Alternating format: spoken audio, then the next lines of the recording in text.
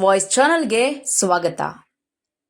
ಗ್ರಾಮೀಣ ಅಭಿವೃದ್ಧಿ ಮತ್ತು ಪಂಚಾಯತ್ ರಾಜ್ ಇಲಾಖೆ ವಿವಿಧ ವೃಂದ ಸಂಘಗಳು ಹಾಗೂ ಗ್ರಾಮ ಪಂಚಾಯಿತಿ ಸದಸ್ಯರ ಒಕ್ಕೂಟದಿಂದ ಅಕ್ಟೋಬರ್ 4, 2024ರಿಂದ ಬೆಂಗಳೂರಿನ ಫ್ರೀಡಂ ಪಾರ್ಕ್ನಲ್ಲಿ ಮುಷ್ಕರವನ್ನು ಹಮ್ಮಿಕೊಳ್ಳಲಾಗಿರುತ್ತದೆ.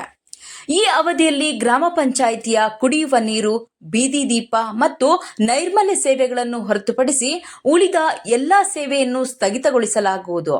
ಅಲ್ಲದೆ ಬೇಡಿಕೆ ಈಡೇರುವ ತನಕ ಮುಷ್ಕರವನ್ನು ಹಿಂಪಡೆಯುವುದಿಲ್ಲ ಎಂದು ಕುಪ್ಪಳ್ಳಿ ಪಿಡಿಒ ಮೋಹನ್ ಕುಮಾರ್ ತಿಳಿಸಿದರು.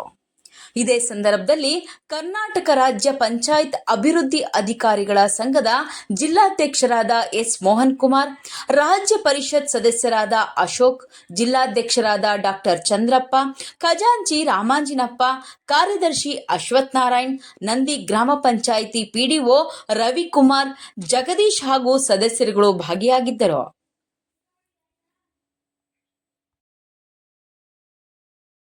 ಗ್ರಾಮೀಣಾಭಿವೃದ್ಧಿ ಮತ್ತು ಪಂಚಾಯತ್ ರಾಜ್ ಇಲಾಖೆಯ ವಿವಿಧ ನೌಕರರ ಜಿಲ್ಲಾ ವೃಂದ ಸಂಘಗಳು ಹಾಗೂ ಕರ್ನಾಟಕ ಗ್ರಾಮ ಪಂಚಾಯತಿ ಸದಸ್ಯರ ಒಕ್ಕೂಟ ಇವರು ಜಂಟಿಯಾಗಿ ಅಕ್ಟೋಬರ್ 4ನೇ ತಾರೀಕಿನಿಂದ ವಿವಿಧ ಬೇಡಿಕೆಗಳನ್ನು ಈಡೇರಿಸುವಂತೆ ಆಗ್ರಹಿಸಿ ಒಂದು ಅನಿರ್ದಿಷ್ಟಾವಧಿ ಮುಷ್ಕರವನ್ನು ಹಮ್ಮಿಕೊಂಡಿದ್ದೀವಿ. ಅದರ ಸಲುವಾಗಿ ಇವತ್ತು ಪ್ರೆಸ್ ಮೀಟನ್ನು ಕರೆದಿದ್ದೀವಿ. ಸರ್, ಏನು ನಿಮ್ಮ ಅನಿರ್ದಿಷ್ಟ ಮುಷ್ಕರಕ್ಕೆ ಕಾರಣ ಏನು ಸರ್? ವಿವಿಧ ನಮ್ಮ ಜಿಲ್ಲಾ ವೃಂದಗಳದ್ದು ವಿವಿಧ ರೀತಿಯ ಬೇಡಿಕೆಗಳಿದ್ದಾವೆ. ಆ ಬೇಡಿಕೆಗಳನ್ನು ಈಡೇರಿಸುವಂತೆ ನಾವು ಅನೇಕ ಬಾರಿ ನಮ್ಮ ಸರ್ಕಾರಕ್ಕೆ ಮನವಿಯನ್ನು ಸಲ್ಲಿಸಿದ್ದೀವಿ.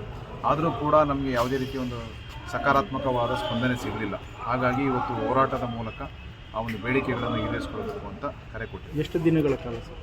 ಇದು ಅನಿರ್ದಿಷ್ಟ ಅವಧಿ ಸರ್, ನಮ್ಮ ಬೇಡಿಕೆ ಈಡೇರುವ ತನಕ. ಅಲ್ಲಿವರೆಗೂ ನಿಮ್ಮ ಪಂಚಾಯಿತಿಗಳಿಗೆ ಬೀಗ ಹಾಕ್ತೀರಾ?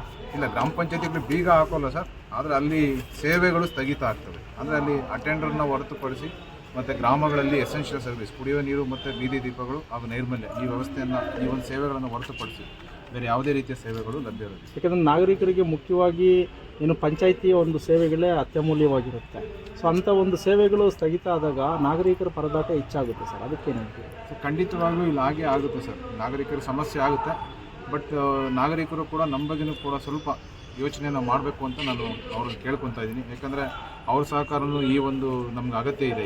ಇಲ್ಲಾಂದರೆ ನಾವು ಹೋರಾಟ ಯಶಸ್ವಿ ಆಗೋದಿಲ್ಲ ಸರ್. ಹಾಗಾಗಿ ಸಾರ್ವಜನಿಕರು ಕೂಡ ಕೆಲವು ಕಾಲ ನಿಮಗೆ ತೊಂದರೆ ಆದ್ರೂ ಈ ಒಂದು ನಮ್ಮ ಹೋರಾಟಕ್ಕೆ ಪರೋಕ್ಷವಾಗಿ ಬೆಂಬಲ ನೀಡಬೇಕು ಅಂತ ನಾನು ಕೇಳ್ಕೊತೀನಿ. ಸರ್, ಏನೆಲ್ಲ ಬೇಡಿಕೆಗಳನ್ನ ನೀವು ಸರ್ಕಾರಕ್ಕೆ ಮುಂದೆ? ನಾವು ಈಗ PDO ಸಂಘದಿಂದ ಬಂದಾಗ ನಮಗೆ ಬಡ್ತಿ ಸಿಗ್ತಾ ಇಲ್ಲ. ಯಾವುದೇ ಒಂದು ನ್ಯಾಯಬದ್ಧವಾದಂಥ ಜ್ಯೇಷ್ಠತಾ ಪಟ್ಟಿಯನ್ನು ನಮ್ಮ ಇಲಾಖೆ ಇದುವರೆಗೂ ಸಿದ್ಧಪಡಿಸಲಿಕ್ಕೆ ಆಗಲಿಲ್ಲ. ಮತ್ತು ಈಗ ಏಳು ವರ್ಷ ಸತತವಾಗಿ ತಾಲೂಕುಗಳಲ್ಲಿ ಕಾರ್ಯನಿರ್ವಹಿಸ್ತಕ್ಕಂಥದ್ದನ್ನ ಬೇರೆ ಕಡೆ ವರ್ಗಾವಣೆ ಮಾಡ್ತಕ್ಕಂಥದ್ದು ಸುತ್ತೋಲೆಯನ್ನು ಹೊರಡಿಸ್ತಾ ಇದ್ದಾರೆ. ಹಾಗೆ ನಮಗೆ ನರೇಗಾ, ಕೂಸಿನ ಮನೆ ಅಂತ ಯೋಜನೆಗಳು ತಂದಿದ್ದಾರೆ. ಅಲ್ಲಿ ಗುರಿ ಆಧಾರಿತವನ್ನು ಮಾಡಿ ನಮಗೆ ಮಾಡ್ತಾ ಇದ್ದಾರೆ. ಅದು ಆ್ಯಕ್ಚುಲಿ ಬೇಡಿಕೆ. ಪ್ರತಿನಿತ್ಯದ ಸ್ಥಳೀಯ ಸುದ್ದಿಗಳ ವೀಕ್ಷಣೆಗಾಗಿ PV ನ್ಯೂಸ್ ಚಾನೆಲ್ಗೆ ಸಬ್ಸ್ಕ್ರೈಬ್ ಆಗಿ, ಹಾಗೆ ಬೆಲ್ ಬಟನ್ ಒತ್ತಿ ಲೈಕ್ ಮಾಡಿ, ಶೇರ್ ಮಾಡಿ. ಸುದ್ದಿ ಮತ್ತು ಜಾಹೀರಾತಿಗಾಗಿ ಸಂಪರ್ಕಿಸಿ ವೀರ್ನಾಗ್. ದೂರವಾಣಿ ಸಂಖ್ಯೆ 9980581159.